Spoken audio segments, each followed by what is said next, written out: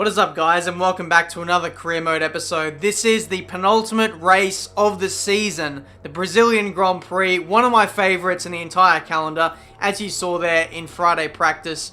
We had a fairly solid practice session there in terms of the resource points. We've also tipped over 2,000 resource points, so when you factor in that we're going to have a 25% bonus multiplier added in to the end of this season with our resource points, we're going to have a lot to spend by the time we get to Season 2. So here we are for the Brazilian Grand Prix. Like I said, fairly overcast conditions. There was, fairly intermediate conditions in Friday. But hopefully for the rest of this weekend, it should be a fairly straightforward and dry weekend. So here we are for qualifying. As always, I always start off with a medium tyre, or the harder of the two compounds, just to get my eye in, set a banker time, and see how we go.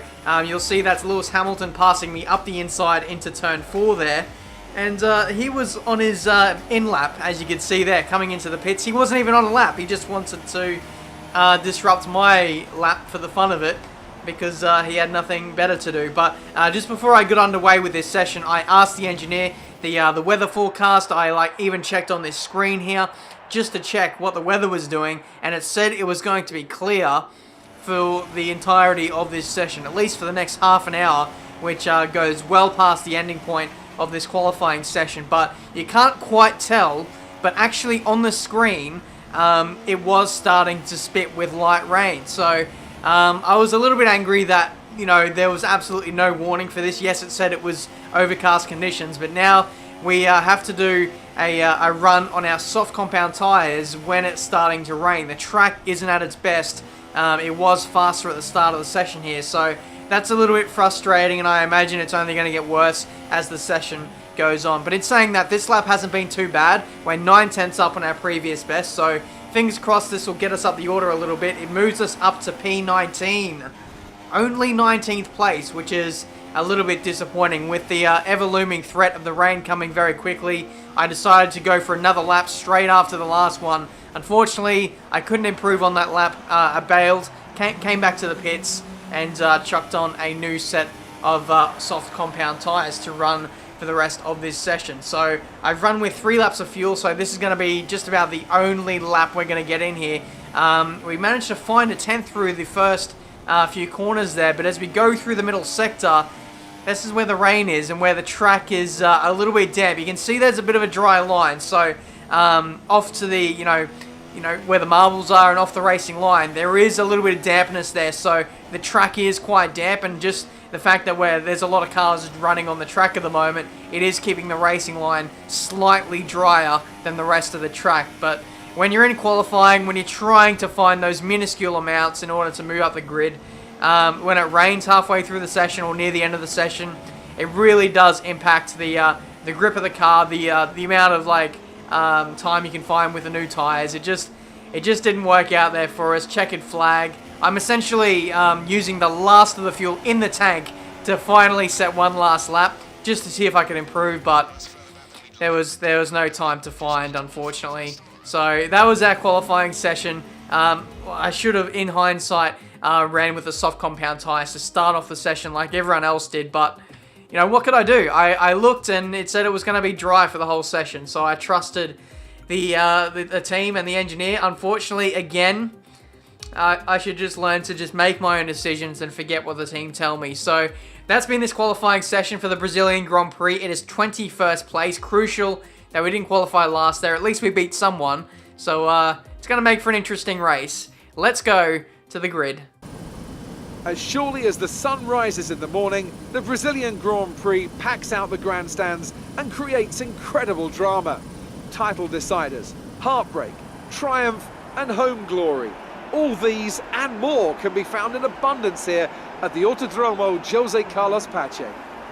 Keep your eyes open on the run to turn 1 and keep it clean. We want to come out in one piece. Good luck. Listen to the crowd. It's absolutely crazy. Every race, when you're sitting on the grid, you can hear just how loud the crowd is. It is, really something quite special on these games. But here we are for the Brazilian Grand Prix. You can see the race strategy there. We can either go 2 stops, or we could potentially take a bit of a risk and go for something a little bit different. So that's what I was going to do. I was going to do the low tire management strategy, doing a 3-stop, I think it is. But what I wanted to do was run the hard compound tire at the start of the race. Kind of get that out of the way since we are starting at the back of the grid. I kind of want to run the faster tires near the back end of the race when there's going to be cleaner air and the natural pace of the race and all the cars around us is just going to be that much higher. So while we're in the pack, while we're battling cars, it makes sense to get the slower tire out of the way. So I thought I'd do something a little bit different. Of course, we can still adapt to a different strategy if we see some opportunities later on in the race. If a safety car comes out, maybe we'll just ditch the hard compound tires straight away and run the mediums and the softs to the rest of this race. You never know, but yeah, that's going to be the race strategy, doing a 3-stop, hards, mediums, softs, and softs again. But it might turn out to be hards, mediums, depending on how the tyre wear and how our grid position is looking like when we get to, I don't know, the mid part of this race. We'll make a decision then. But here we are for the start of this race, the Brazilian Grand Prix, penultimate race of this season. Today, we're going to crown a champion, and away we go for this race. Looking like an okay start. We managed to jump the Sauber heading into turn 1. There's a gap up the inside. We're going to take that and see how we go. Vettel, I must say, is leading this championship by 46 points or something like that, so it's very likely that he's going to win the championship today. That's why I said we may crown a champion. But either way, heading into turn 4, you can see there's a lot of cars right in front of us. We might, of course, we're going to go for a little move up the inside there. If there's a gap, you've got to go for it, especially in these early laps. In this manner, you've got to take every opportunity that's presented to you because you never know where you might find positions later on in the race. It's much harder once the AI settle into things. So at the moment, we're sitting in P14. At the moment, having a look at Bottas there, who just leaves us enough space to go up his inside there. It's rounding outside here through the middle sector now, and we have the inside line if we want to go for a little dive there, and we managed to make that stick. So in the first lap, we've gone from 21st to 13th place, and if you would have asked me at the start of the race if, that was possible, I would have said no way, absolutely no way. I've done last to first challenges before, but this start has been quite electrifying. Lap 3 now, we fly past Fernando Alonso, who gets exposed for his lack of straight line speed there. Rich revs, DRS, Alonso was no match for us. Moving on to lap 4 now, you can see we're catching up to the back of Pascal Wehrlein. And like I said, this is where our strategy really starts to play in well here, because we're on the hard compound tyres. Tyre wear isn't going to be a factor for us in the first, 10, 15 laps of this race. Everyone will start pulling into the pits, and track position will start to come to us. So at the moment, you can see Pascal Wehrlein now leads this Brazilian Grand Prix. I'm running in second place. Everyone who started on the soft compound tyres, they've all stopped now. So it's just myself and Pascal who are still out on track. And actually, as I say that, Pascal makes his pit stop now to go on to what I think will either be mediums again, or he'll go on to the hards to run a long distance into this race. Now you'll see on the pit stop here, fairly smooth one, medium tyres it is for Pascal for the middle stint. So he can either go soft compound, or he could I think he's going to go hard compounds to finish this race off here. So lap 13, we assume the race lead after our teammate made his pit stop, and now all the runners behind me who started on the softs, they've all switched to the hard compound tyres. So this is going to level things out a little bit. My tyre wear isn't too bad, but, in saying that, these guys are on fresh, hard tyres. Raikkonen, doesn't matter what tyres he's on, he's just crunched into the side of some off the exit of turn 1.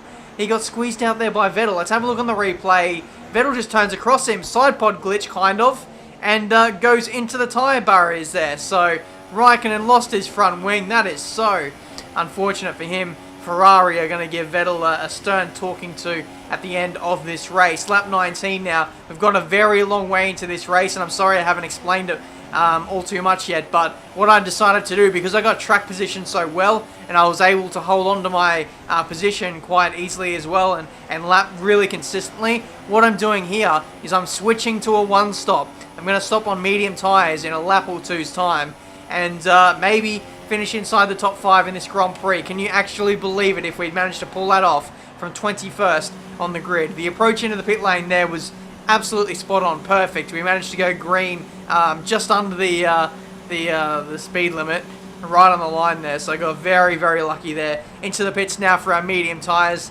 Daniel Ricciardo makes his second and I believe final stop of this race. And he'll go, to the finish. And he's probably going to be one to watch for the race win here today. So rejoining on the track. Hopefully we can stay inside the top 10. That'd be an absolute dream at the moment. A couple laps later, Wehrlein again makes another stop. So we played ourselves in really well here with the strategy.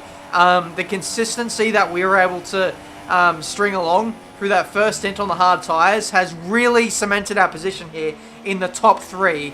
We're potentially going to get a podium from this race. We've just been running a clean race, nice and easy, no battling. I've been burning a lot of fuel. I've been quite efficient with the fuel usage and all that, but now we have a safety car. There was a crash either at, I think it was at turn 4, and I'm not too sure what the deal is there, because there's still 22 runners in this race.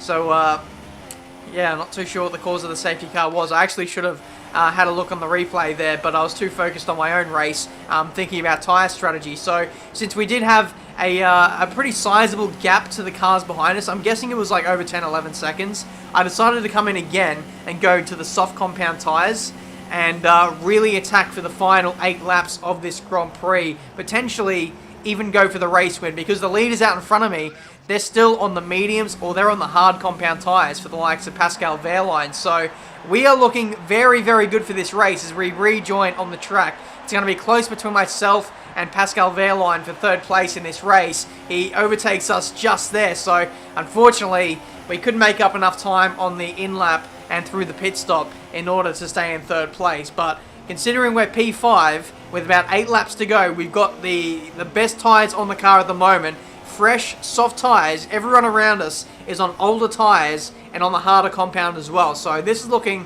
very good for us. But at the moment, Pascal is driving really slowly. He's not making any effort to catch up to the safety car. And would you look at that, the safety car is coming in on this lap and the leaders are going through the final corner now. So Pascal, you better hurry up because this race is getting underway and we are miles from the lead group of cars. I mean, what are you doing? What are you doing, Pascal? You should have been upping the tempo, ages ago. He's just been cruising, maybe looking after his tyres. I'm not too sure, but it's away we go now for the green flag.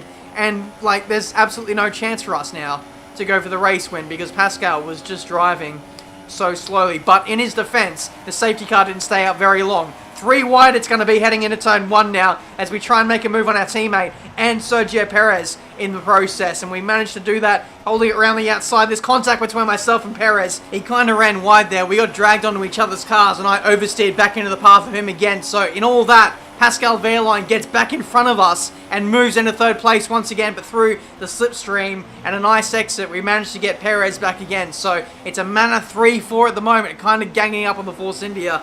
But now it's my turn to take the spoils here because Pascal is on the hard compound tyres. I'm on fresh soft tyres, so Pascal, unfortunately, doesn't really have anything to fight us there with. We just go clean around the outside there. There's a nice gaggle of cars there lining up to overtake both Perez and Pascal there. It's lap 31 now. DRS has been enabled once again. I was hoping that was one of the leaders making another stop, but unfortunately, nobody came in. Vettel found his way to the lead, overtaking Ricciardo to win the Brazilian Grand Prix, and consequently, he has won the 2016 Formula 1 World Championship with 1 race to spare. But us, though, we're going to take 3rd place and our 2nd podium of the season. Nice work, you did well today. I think the boss will be happy with that one.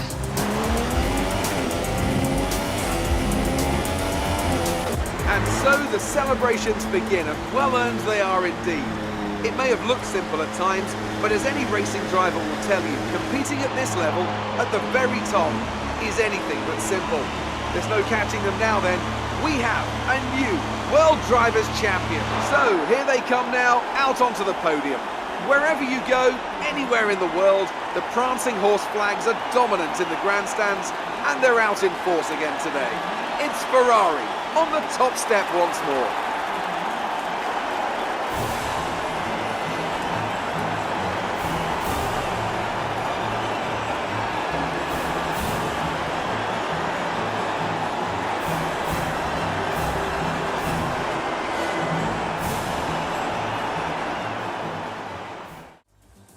So there you have it, guys. Sebastian Vettel wins the 2016 Formula 1 World Championship, winning this race as well in the process. That's some way to take out the championship, winning it in fairly convincing fashion. Overtaking Daniel Ricciardo in the final stint there. I have a couple questions after that race.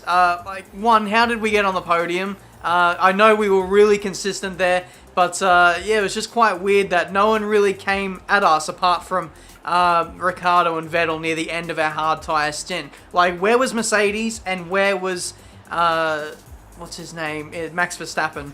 Like, I saw none of those guys throughout the entirety of this race. Yes, we saw Raikkonen get taken out by his teammate there, but like apart from that, we saw absolutely nobody. So it was quite an uneventful race for us. We ran our own race, we're really consistent, and we came away with a podium after starting in 21st place.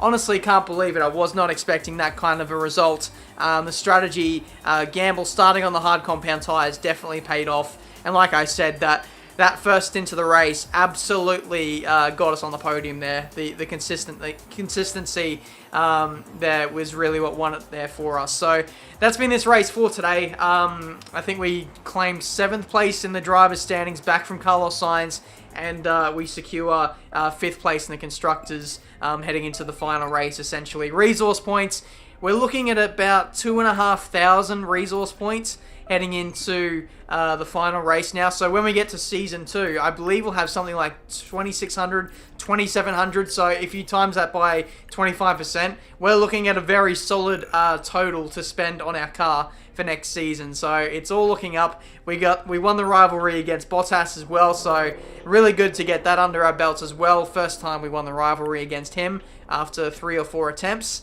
And in the driver position, it was looking a little bit scrappy there after qualifying, but we managed to get that back in the purple as well. So that's been this episode for today. And one last thing, just to show you the difficulty, because everyone seems to ask it in every single episode, it's ultimate difficulty, no assists, I'm on the wheel, Thrustmaster TX, Xbox One. So there you go, there should be no more questions for the rest of this Career Mode Championship. Hopefully you guys enjoyed. Heading into the final race, I'm just going to look to have some fun, earn some resource points again for next season, and who knows, come away with a really solid points finish again. You can see there in the performance index in terms of the cars, you know, we're equal with a lot of cars in the midfield. McLaren, Williams, Toro Rosso, Force India, all those guys. So if we can put together a really good performance, we can jump all those cars. But the likes of Ferrari, Mercedes, and Red Bull, those guys are still out of touch for us. But like I said, that's been this video for today. When we get upgrading the car, I think we might be around the level of, you know, the Red Bull, Mercedes, Ferrari, maybe just slower than those guys. But you never know what they're going to do in the off-season, how many resource points they have to upgrade their car. So Season 2, it's a mystery, but I think we're going to be just a little bit more competitive than what we are right now. Leave a like on this video if you enjoyed, subscribe to the channel if you're new to see plenty more F1 2016 content, and until the next video, guys, which I think will be the finale of this series, the Abu Dhabi Grand Prix, I'll see you then.